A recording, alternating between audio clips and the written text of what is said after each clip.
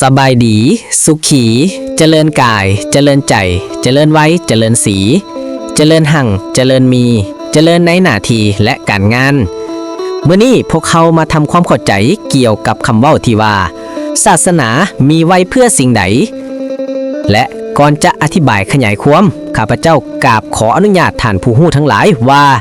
นี่เป็นเพียงคำอธิบายเพื่อเป็นกรณีศึกษาและเพื่อซ่องหาความฮู้ไปน้ำกัน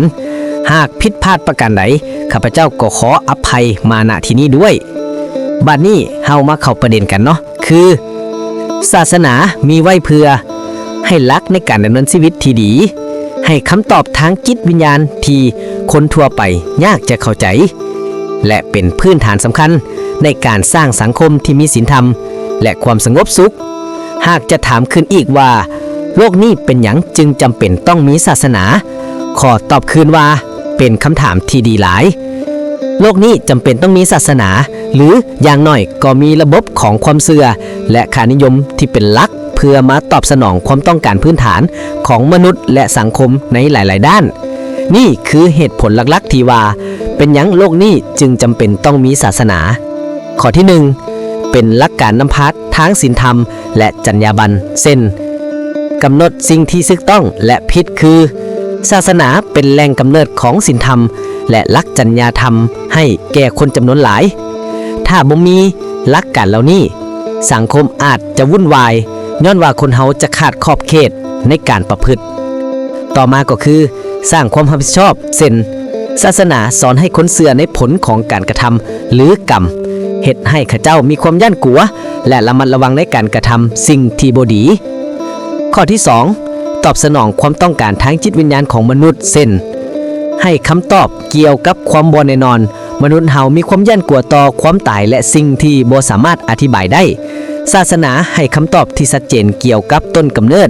จุดหมายของชีวิตและชีวิตหลังความตายซึ่งช่วยให้มนุษย์มีความมั่นใจและสบายใจต่อมาก็คือเป็นบ่อนพึ่งพาในเวลาที่ชีวิตพบกับวิกฤตความทุกข์หรือความสูญเสียศาสนาเป็นแรงกำลังใจและความหวังช่วยให้คนสามารถผ่านความยากลำบากไปได้ข้อที่ 3สร้างความเป็นเอกภาพและเสถียรภาพในสังคมเช่นสร้างชุมชนศาสนารวมคนที่มีความเชื่อเดียวกันเข้าเป็นกลุ่มส่งเสริมการช่วยเหลือซึ่งกันและกันและสร้างเครือข่ายสังคมที่เข้มแข็งส่วนทางด้านวัฒนธรรมและประเพณีศาสนาแม่นภาคส่วนสำคัญของวัฒนธรรมและฮิตของประเพณีของชาติมันช่วยสืบทอดคุณค่าและฮิตของเหล่านั้นจากรุ่นสู่รุ่นและข้อสุดท้ายคือข้อที่ 4ช่วยในการพัฒนาตนเองเช่น